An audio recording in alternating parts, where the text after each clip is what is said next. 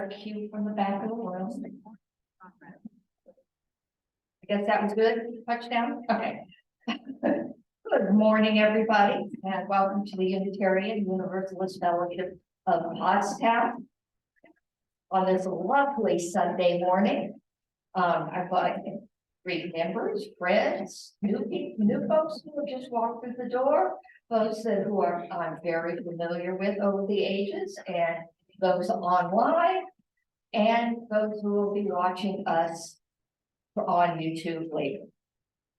As you know, our fellowship is 55 years young, not old, 55 years young. And so much has happened in our fellowship and in the area and the world around us. Our core values, however, have not changed. We believe that every person matters. Diversity is a gift to be celebrated, and our different backgrounds are actually what make for such an open and vibrant congregation. Because no matter our different backgrounds or reasons for walking through these doors, several people know what mine is, which was my mother was. It's 4 minutes from your house. Get over there. But we all are here because we have made a choice to join and contribute to this fellowship family. Our services reflect these varied voices, and one week can be so different from the next or the last. But we all hope that some way we will touch your heart and your mind. So whoever you are, wherever you are, whomever you love, I'm so glad that you are here with us today. Oh, I see. I did see a guest earlier. I don't. But I'll skip that one.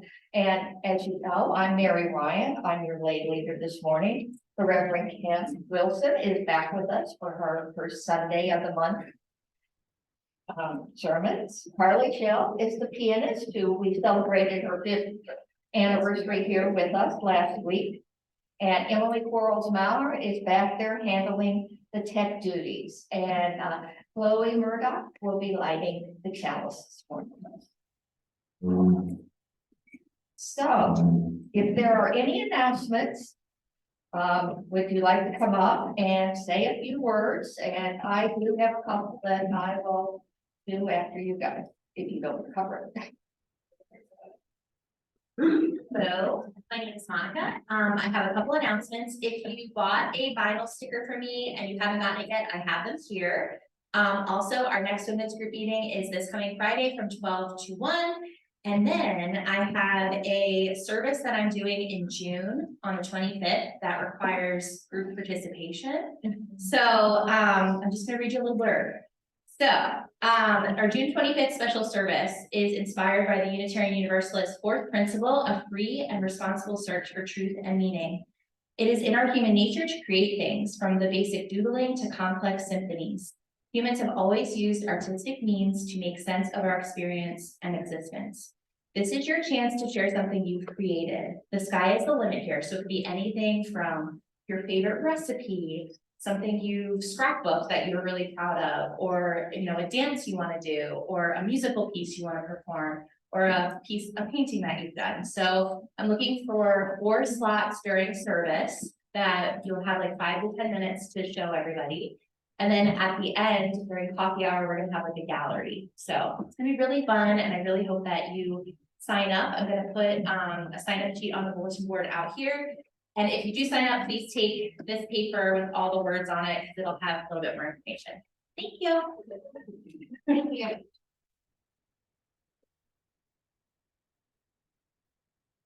Oh, kids can sign up too, sorry. Can you hear me? Yep, wonderful. And I just want to let you know that for anyone that's interested, we are offering a special deal today. We're offering both 101 and 102 for anyone who's interested in the history of universalism and the history of this fellowship. It's also one of the things you need to do on the path membership. If anybody is interested in coming, or even if you're not interested in membership, or you've got a number for 1,000 years, it doesn't matter. You are welcome. And that would be after the public. Second, announcement is that I missed the deadline for the newsletter for the cluster collection. Is it for May? And, so I want to let you know that we'll be collecting school supplies for the cluster. They make up packs in June for some reason, so they have a deadline in early June. So here are the fun things that we need in the basket in the lobbies during the month of May. And remember that we don't meet on the last Sunday in May. So it has to be in the next 2 weeks. We're collecting binders, calculators, colored pencils, composition books, crayons, erasers, folders, glue slips, highlighters, index cards, markers, pencils, pencil cases, pens, rulers, and spiral notebooks. And I will leave this list out at the basket so you can take a look at it if you want. Thanks. Hello, good morning. I'm Anna. And my husband, he maybe greeted you this morning at the door over here, Brandon Swanson. He has a concert on this coming Friday. He's been playing with a community orchestra. And it is 8 p.m. on the 12th at Radnor Middle School. Radnor Middle School. And he's been practicing for months now, and so I get to overhear what he's playing, and they're doing an exciting waltz that'll be really fun. There's a cello concerto, there's a piece that has the choir and a soloist performing solo baritone, and it's gonna be really fun. So if anyone's interested in that, then join. It's free, no tickets required, just show up at 8 p.m. So thank you. I'm Linda. 2 announcements. The first of which, if it's first Sunday with Rev Kim here, it has to mean I'm going to be placing giant card orders. So if anybody wants to order some giant cards for the month of May, please let me know. I'll place that order this week. The second is for the members. It is pledge drive time. I know I spoke to those who were here last week during coffee hour. We really would like for you to turn in your pledge. In the back, I have the pledge cards. I also have a piece of paper. On one side, it shows where we are today financially, which is in a really good spot. So again, very grateful for the generosity of all the members of the pledge. On the back of that piece of paper is the goals boards have come up with, what we would like to invest in. Not the least of which is we'd like to be able to hire a full-time marketing teacher. And we need a new sign so people know we're here. So again, please, very easy. The pledge cards are in the back, fill it out, fold it up, stick it in the basket there, and then you don't have to think about it again. So I appreciate it. Thank you.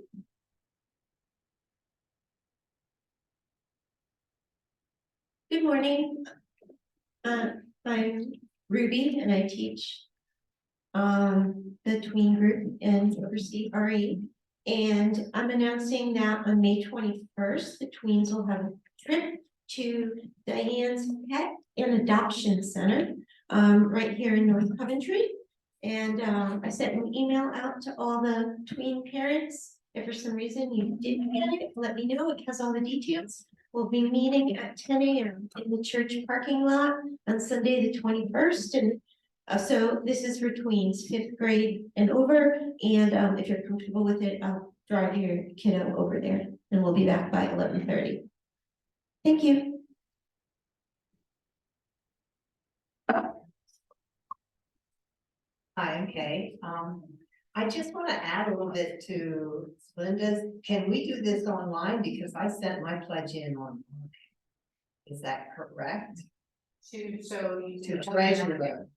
Yeah, so Treasurer's doing this. Okay. So, yeah, I got it. I did get it, and anybody who wants to email or tell us in person, it's best to have it documented in some way, so if you can fill out a pledge card, that's great. If you want to send an email to me, that works as well. Okay, Okay, so my announcement is that, on, I just have to add on, I'm sorry. But anyway, May 20th is our annual potluck, and it's gonna be a picnic this year. It's gonna be a lot of fun.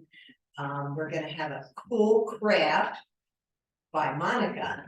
Can I say what it is? Or I think it's reverse tie-dye with bleach, so get your old sweatshirts, t-shirts, and you can do a really cool design on them and make them like new and cool. Anyway, May 20th, and I will be contacting people for things to bring. 3 o'clock. Okay, thanks.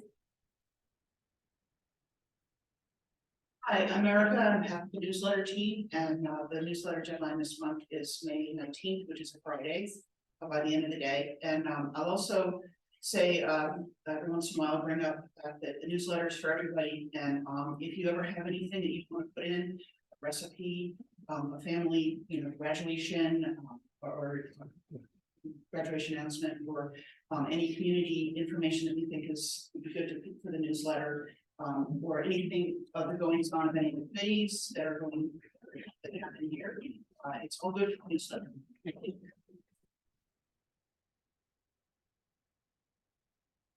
Hi everyone, my name is Karina. I just wanted to let you guys know you guys are all invited to a PTO fundraiser for Grove Elementary. It's going to be at Dash Fitness Studio this Friday. Very like low impact, fun stuff around 6 o'clock. Back to you.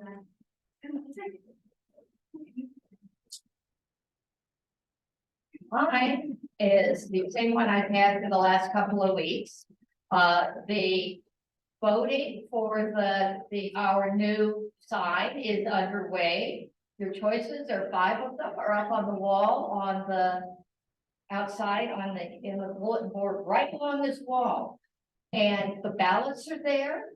You vote for 2, your first favorite and your second one. And drop it in the box back there that says drop your voting, your sign things there. You can also put the volunteer survey in there as well. I'm the one that does it, so I know which is which. Voting closes next week, and I will announce the winner at the party on the 20th. So get your votes in. We have a lot of people did it right away on last week, so I was very happy about that. And I had another one, but I don't remember what it was. Okay.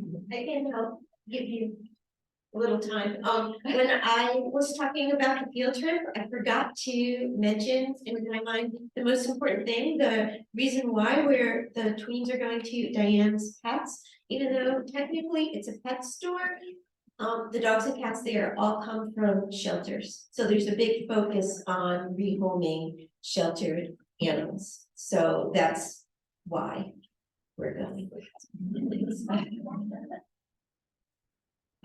is it is something. Everybody is eligible to vote. If you're a member or a friend, and if you submitted a design, you absolutely want to vote for yourself. I assume. I can't imagine you're going to see one you like better. So go ahead and like to get the balloting going, and I'll get everything out. So Chloe, come up.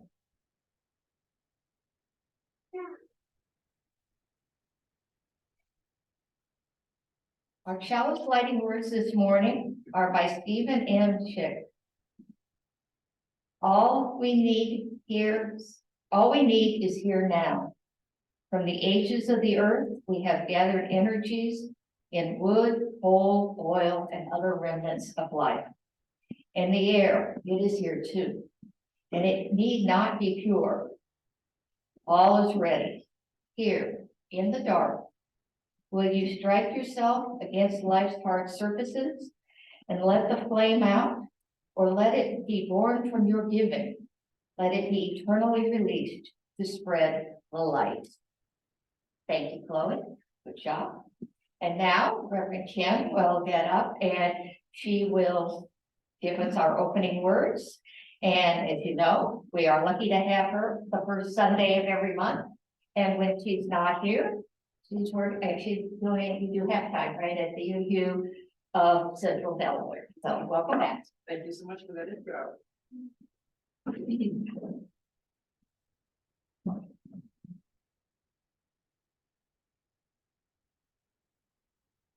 Here in the refuge of this Sabbath home, we turn our busy minds toward silence and our full hearts toward one another.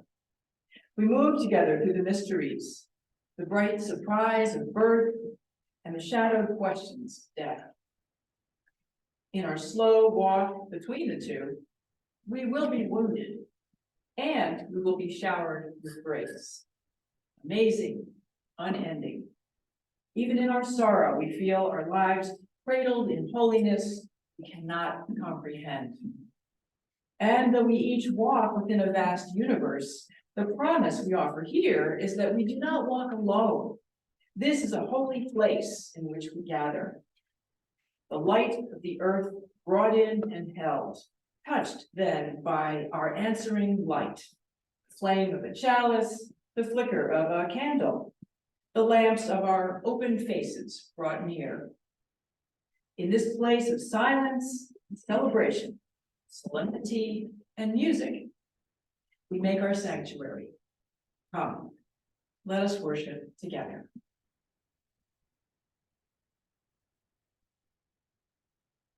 And now, let us join together in our great hymnals. I think that's all we're going to be using this morning, number 300, with heart and mind.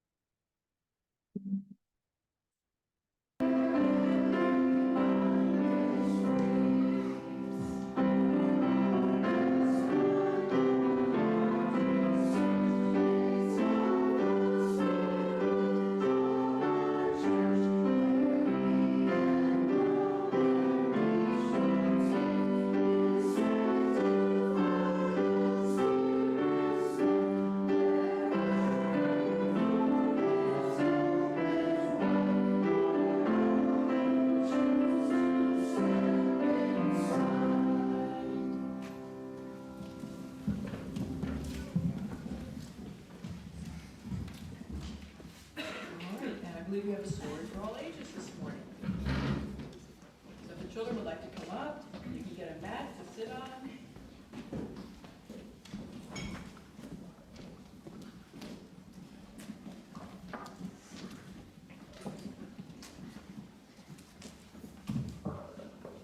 You can use that one or the other, the cordless, whichever. You got that.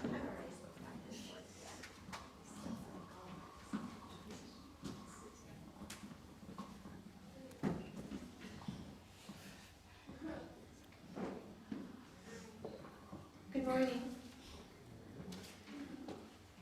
I'm Miss Ruby, and I have our children's, well, our time for all ages this morning. And the story is The Hike by Allison Farrell. It's my understanding that the sermon today will be about Emerson Yes. and experiencing divinity through nature. Is that Yes. correct? Ralph Waldo Emerson liked to take a lot of hikes. He liked to take a lot of He hikes. called it sauntering.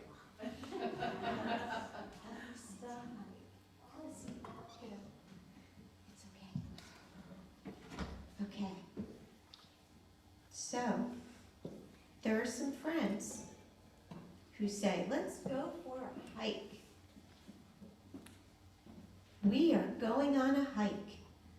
And you can see, I think, that there are friends, Ren, Elle, Hattie, she's the little one, and Bean, the puppy dog. Can you guys see the picture? Okay. It's our favorite thing to do, going on a hike. In the beginning, we run like maniacs, and the little one goes, hey, wait for me, until a bright patch of berries slows us down. And they were sure that they knew that they were safe to eat because the oldest girl, Elle, she's like a teenager and she studies these things. Elle teaches us how to make leaf baskets. Like this, Elle? Yep. The hike gets steep and the trail narrows. And they see all kinds of interesting things. And then the little one says, boo. And then we get lost. Which way is north? Maybe they needed to bring what? A compass. A compass. Pretty sure we were not supposed to cross over a river yet. But in no time, we get back on track. A deer walks past. Bean sneezes. Achoo! And the deer vanishes so quickly, we wonder if it was ever really there. A light rain comes and goes. The birds are happy. We listen to them chirp and chatter in the trees. And Ren is making a book where she's writing down and drawing pictures of everything they see that day. Do you guys see Ren's sketchbook? Hattie gets tired. She's the little one. Elle offers to carry her. Soon, Elle is tired too. And then it starts to get colder. Brr, it's getting chilly. Has anyone ever taken a hike where it was warm at the bottom and then really cold, maybe even snowy when you got to the top? Yeah. That's pretty cool. Something you almost don't believe until you see it. It's pretty awesome. At the top, Ren takes out her flag. Elle reads her poem, and Hattie releases feathers into the wind. We did it.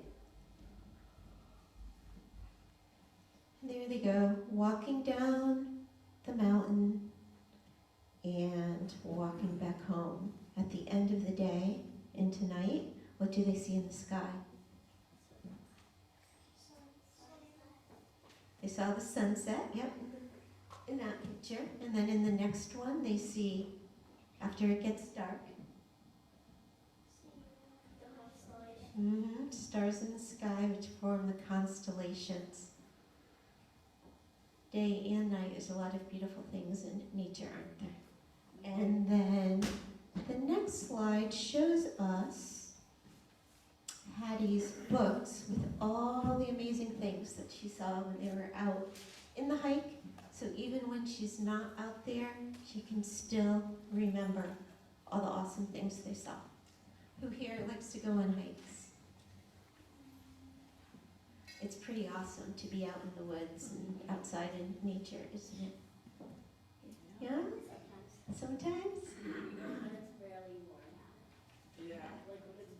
Sometimes it's a little more fun when the weather cooperates. I agree with that. Okay, the end. Let's sing the children out. All right, thank you, Ruby.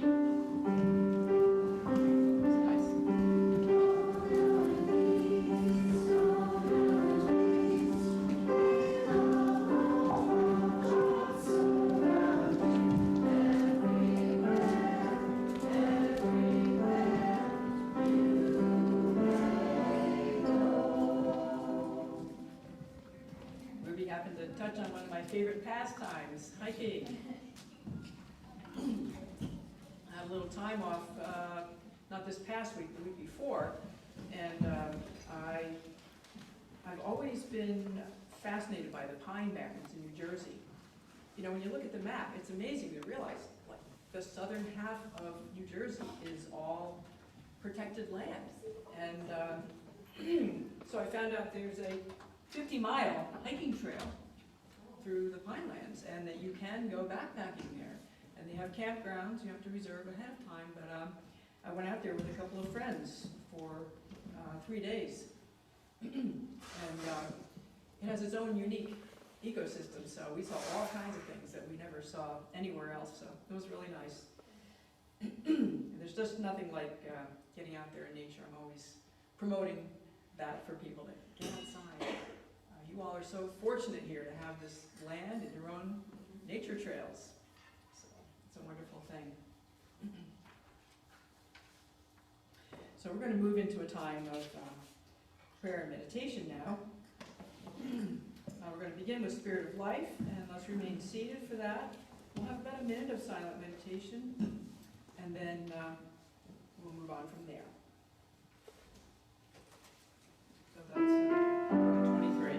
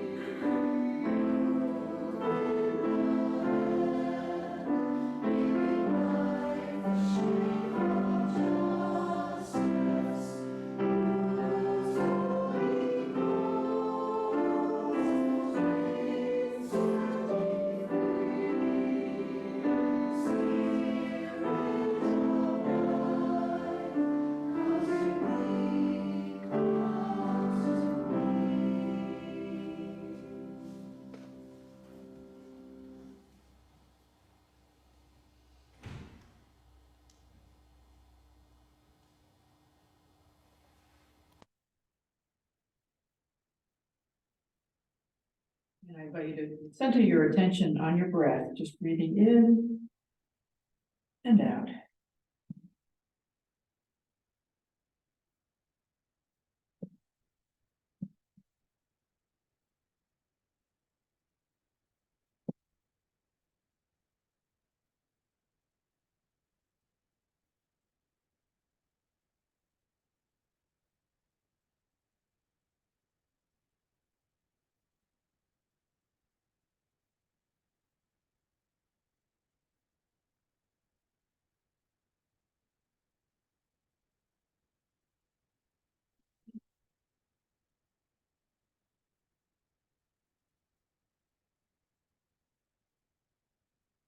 It's a wonderful thing about the breath. It reminds us that we're alive, and it's something we can always return to at any time to help bring us back into the present moment.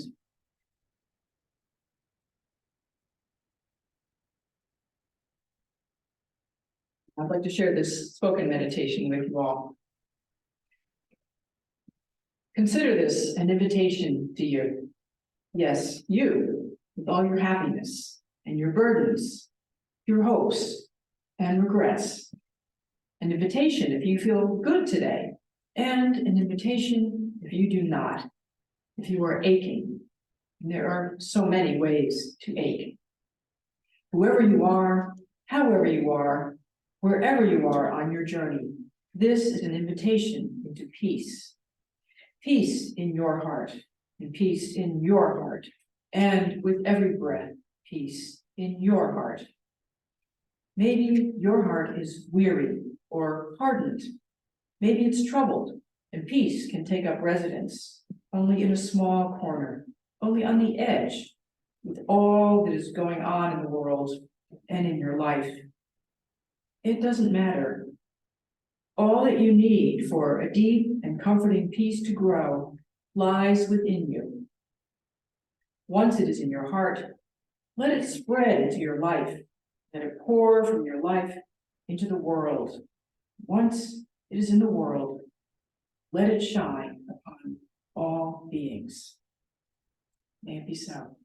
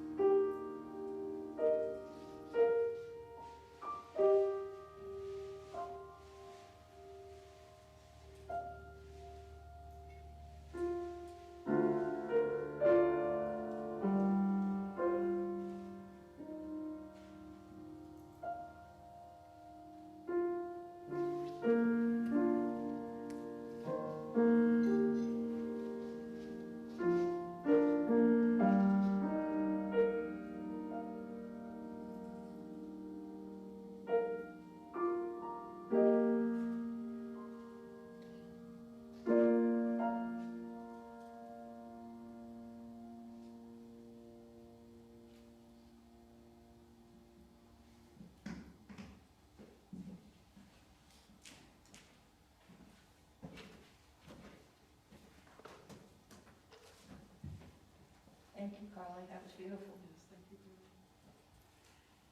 Well. Thank you, Brandon. That's the hint right there, it's time to pass the baskets to help the UUFP pay our bills. So, as much, we appreciate your generosity, and if you want to throw in your pledge card, I think that's probably fine too. You know, just get it all done at once. So, thank you very much for all you do. And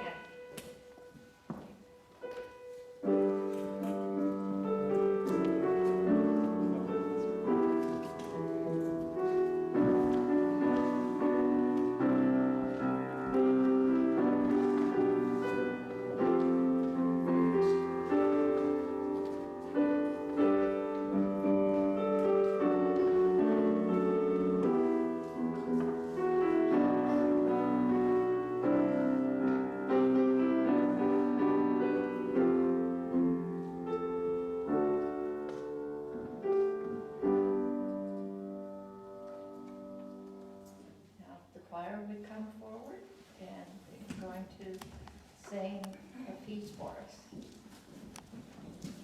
This piece that we're going to be performing today is something that I proposed, and I am also super inspired by nature, so it fits really well. And so there's like little bits and pieces of it that you can hear nature. There's frogs, there's crickets, it's not explicit, but it's just like the ambiance sound of that. And little birds singing as well. And so it's called Open Blossom. And the choir's been doing an excellent job with it, so I'm very excited. Hope you enjoy it.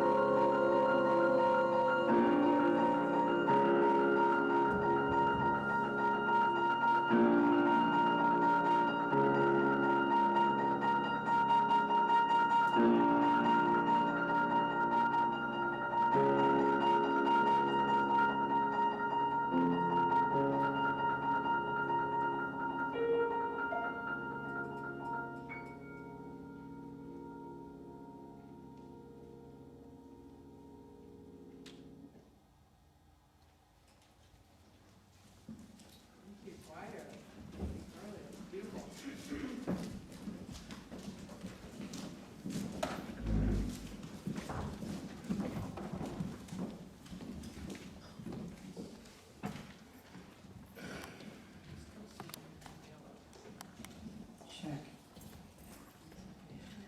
All right, I've invited Linda to come up and share this reading this morning, so go ahead. These are excerpts from the essay Self-Reliance by Ralph Waldo Emerson, and they've been altered for gender inclusivity. Reverend Kim and I will read them interphonally. I read the other day some verses written by an eminent painter which were original and not conventional. The soul always hears an admonition in such lines, let the subject be what it may. The sentiment they instill is of more value than any thought they may contain. To believe your own thought, to believe that what is true for you in your private heart is true for all people. 3/4 of that is genius. Speak your latent conviction, and it shall be the universal sense. For the inmost in due time becomes the outmost. 3/4 and our first thought is rendered back to us by the trumpets of the last judgment. Familiar as the voice of the mind is to each, the highest merit we ascribe to Moses, Plato, and Milton is that they set at not books and traditions and spoke not of what people did, but what they thought. A person should learn to detect and watch that gleam of light which flashes across the mind from within, more than the luster of the firmament of bards and sages. Yet we dismiss without notice our thought, because it is ours. In every work of genius, we recognize our own rejected thoughts. They come back to us with a certain alienated majesty. Great works of art have no more affecting lesson for us than this.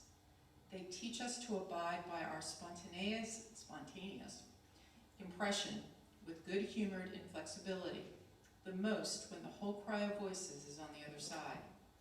Else, tomorrow a stranger will say with masterly good sense precisely what we have thought and felt all the time, and we shall be forced to take with shame our own opinion from another. There is a time in every person's education when they arrive at the conviction that envy is ignorance, that imitation is suicide, that they must take themselves, for better, for worse, as their portion, that though the wide universe is full of good, no kernel of nourishing corn can come to them but through their toil bestowed on that plot of ground which is given to them to till. The power which resides in them is new in nature, and none but they know what that is which they can do, nor do they know until they have tried. Trust thyself. Every heart vibrates to that iron string. Accept the place the divine providence has found for you, the society of your contemporaries, the connection of events. Great people have always done so and confided themselves childlike to the genius of their age, betraying their perception that the absolutely trustworthy was seated at the heart, working through their hands, predominating in all their being. The way in which children speak their minds without regard to the consequences. These are the voices which we hear in solitude, but they grow faint and inaudible as we enter into the world. Society everywhere is in conspiracy against the personhood of every one of its members. Society is a joint stock company in which the members agree, for the better securing of their bread to each shareholder, to surrender the liberty and culture of the eater. The virtue in most request is conformity. Self-reliance is its aversion. Conformity loves not realities and creators, but names and customs. Whoso would be an adult must be a nonconformist. Anyone who would gather immortal poems must not be hindered by the name of goodness, but must explore if it be goodness. Nothing is at last sacred but the integrity of your own mind.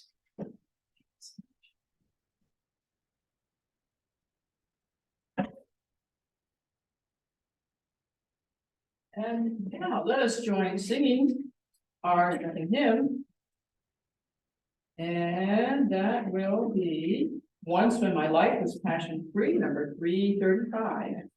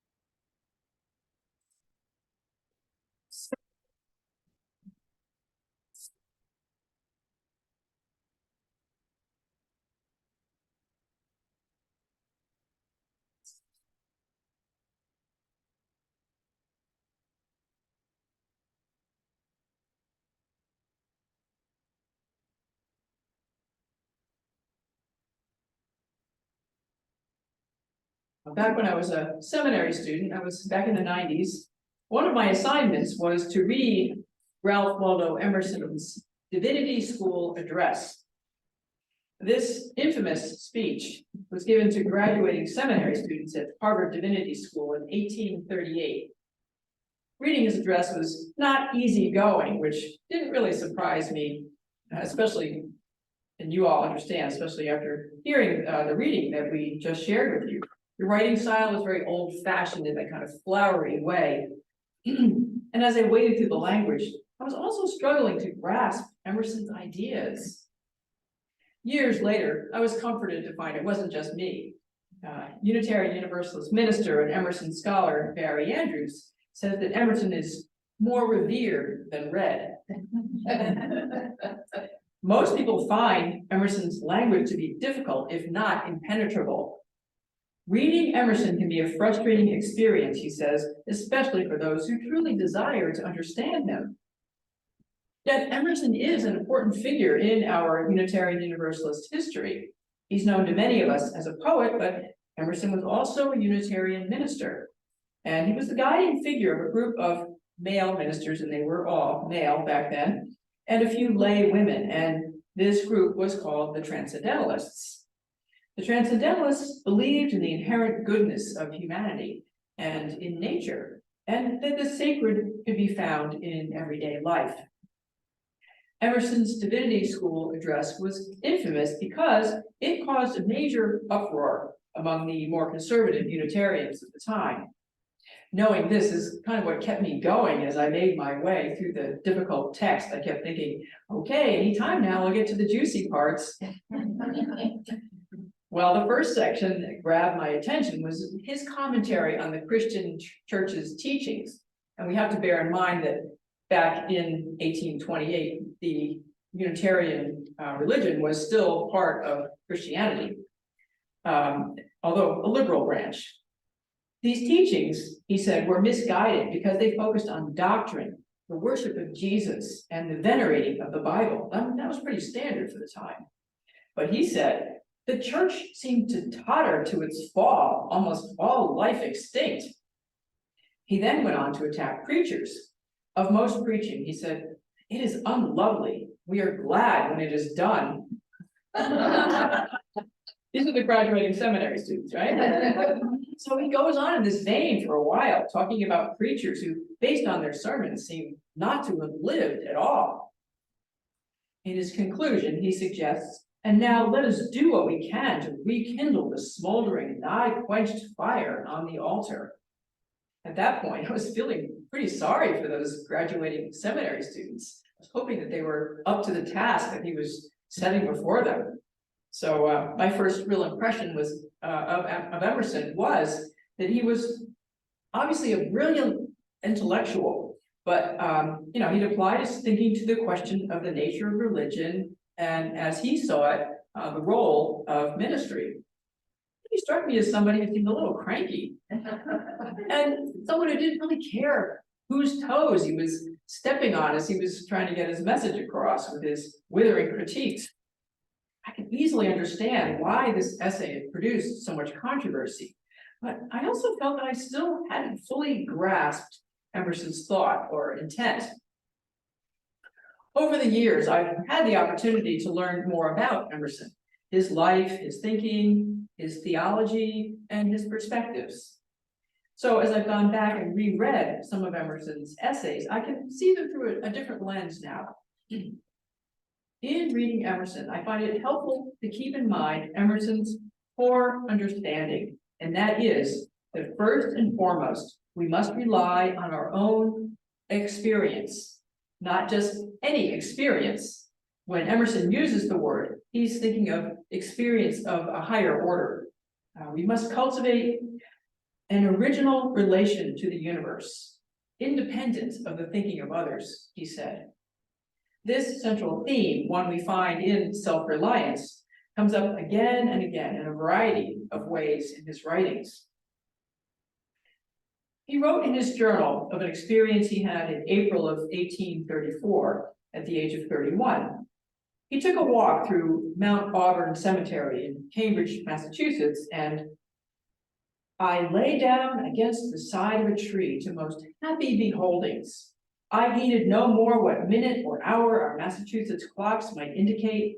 I saw only the noble earth on which I was born, the great star which warms and enlightens it. Many of us have had experiences similar to this, times when we have felt especially alive and aware and one with the universe. And we all long to feel connected with that which fills us with a sense of mystery and wonder. Emerson struggled with this longing too. What a benefit, he wrote in his journal, if a rule could be given whereby the mind, dreaming amid the gross fogs of matter, could at any moment east itself and find the sun. If only we could conjure up these experiences whenever we wanted to. Here, Emerson was confronting two important questions concerning the spiritual life. How do we recapture, or at least continue to benefit from those moments? And how do we live during the times between them? When we engage in a spiritual practice or discipline, it allows us to quiet ourselves enough to listen to the voice within, opening up opportunities for that sense of connection with the sacred.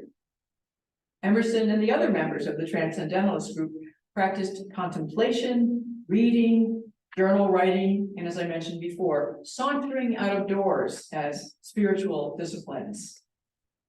It was through these spiritual practices that Emerson came to recognize the true goal of the spiritual life, and that is to open up to the reality that is all around us. What he discovered, Barry Andrews says, is that enlightenment is not an end result, but an ongoing process of self-transformation or spiritual growth. But what was important to Emerson, what comes through in his writings again and again, was the way in which we come to know those moments of enlightenment. It's through our experience, he said, through listening to that inner voice, our intuition, that we come to know the truth. This is what he was saying in the Divinity School address. He criticized the church and its ministers because they seem not to recognize the essential nature of the individual experience of the sacred. He championed a spiritual democracy, saying that the experience of spirituality is something freely and fully available to all, without the mediation of a minister or the church and its doctrines. Now, for those of us who've been Unitarian Universalists for a while, we might take this idea as a given. The idea that we draw upon our own direct experience of that transcending mystery and wonder, which moves us to a renewal of spirit. It's right there in our principles and purposes as a source of spiritual wisdom. And that source is there because of the Transcendentalists. But in Emerson's time, relying on personal experience was considered radical among most Christians. He underscores the value of personal experience in his essay, Self-Reliance. Rather than turn to the church and its teachings as the only source for our relationship to God, he says, we need to look inward, trust thyself, he says, every heart vibrates to that iron string.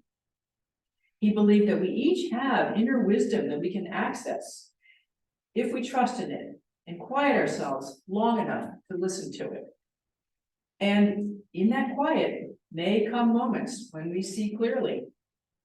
In the essay Oversoul, Emerson says, there's a depth in those brief moments which constrains us to ascribe more reality to them than to all other experiences. It's in these moments, he says, when a light shines through us upon things and makes us aware that we are nothing, the light is all. When it breathes through our intellect, it is genius. Now, the transcendentalists kind of redefined a number of words, and genius was one of those words. So when Emerson uses that word genius, he's not talking about our IQ, which they didn't have back then, or, great intelligence or great talent. What he was referring to there is the act of allowing spirit to move through us. So, says Emerson, when the divine breathes through our intellect, it is genius. When it breathes through our will, it is virtue. And when it flows through our affection, it is love. In Self-Reliance, Emerson laments the fact that we tend to reject our own wise thoughts, only to hear them later in the words of another. Because we are each unique, the only way of nourishing our spirits is through thinking our own unique thoughts, tilling our own plot of soil. And to those of us who would plead that we're not capable of such experiences of spiritual genius, he urges us to believe, as he does, that we each have a power which resides in us, and that we can discover that power by quieting the mind through practices such as contemplation and sitting in nature or walking in nature. And it's then that those moments of awe, of wisdom, of insight come to us. Our society, like most societies, discourages nonconformity, but setting convention aside is exactly what Emerson is advocating. Imitation is suicide, he declares. It deadens that power that we have within ourselves. Rather than deferring to the authority of others, including the church, he said we should turn to the genius of our minds, that higher level genius. And we should speak the truth as we see it. Nothing at last is sacred but the integrity of your own mind, he says.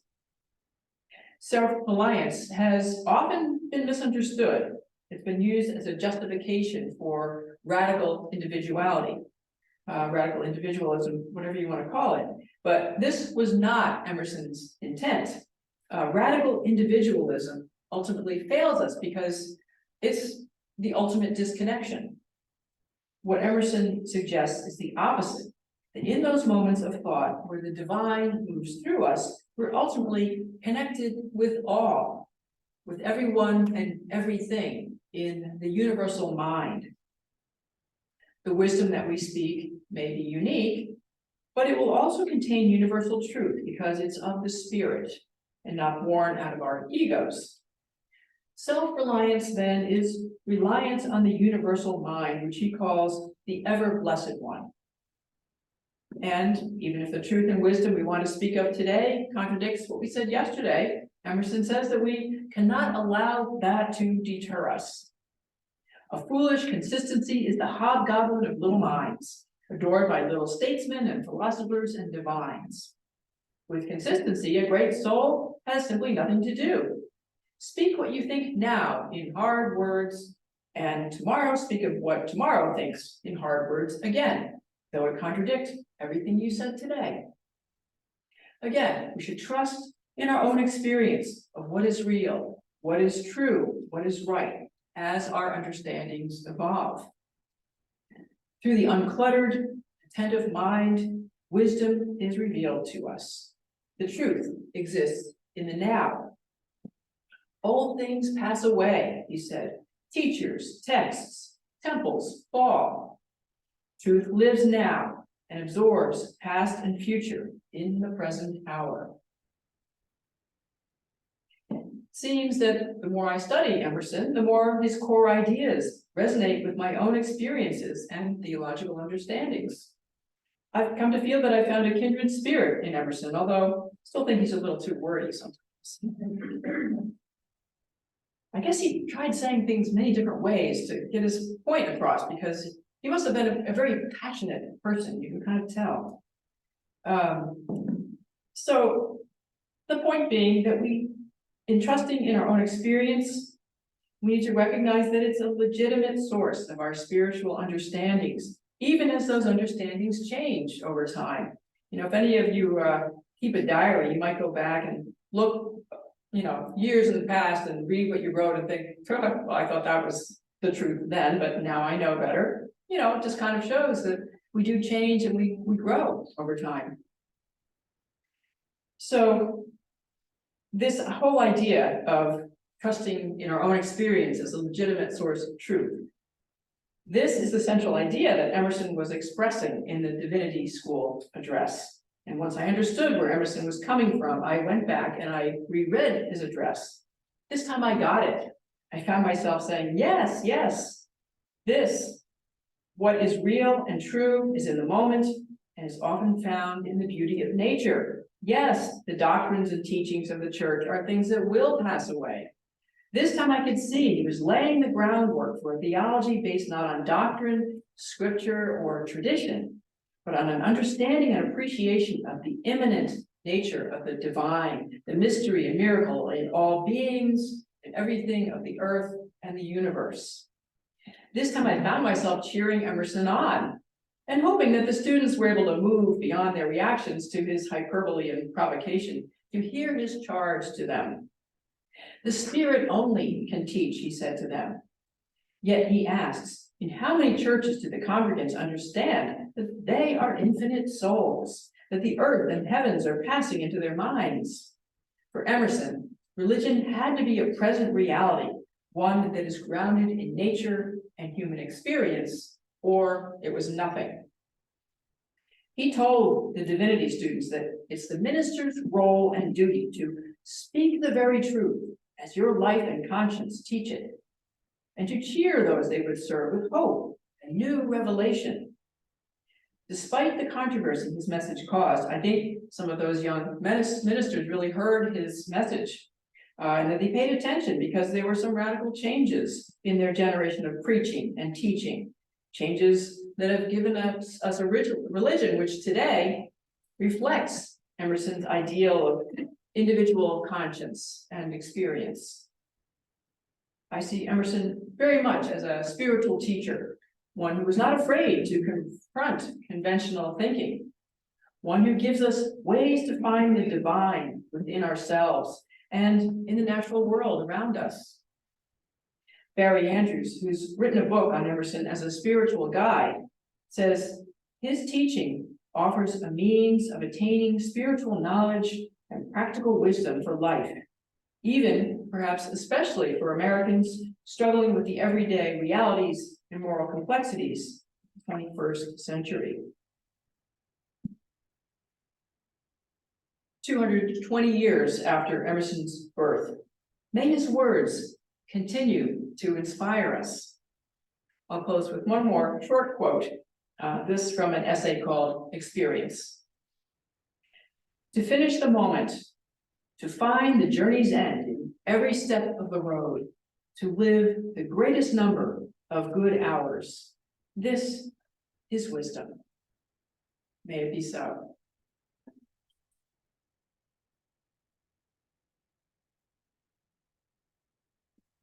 Right. Let's sing our closing hymn from All the Fret and Fever of the Day, number 90.